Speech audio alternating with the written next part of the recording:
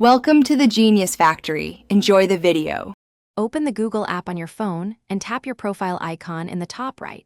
Next, choose Settings from the menu to see app preferences and voice controls. Within Settings, tap Voice to open language and speech options. This path is the central control for Google Voice Search language. You will not change voice search language elsewhere.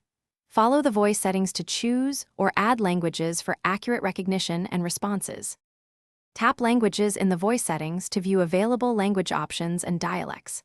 First, select one primary language that Google will use for recognition and results.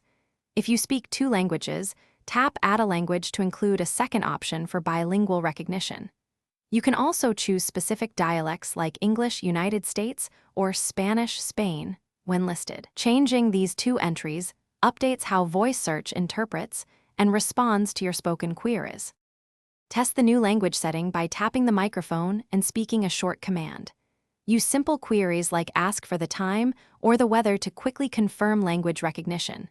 If recognition is poor, force close and reopen the Google app or restart your phone to apply changes.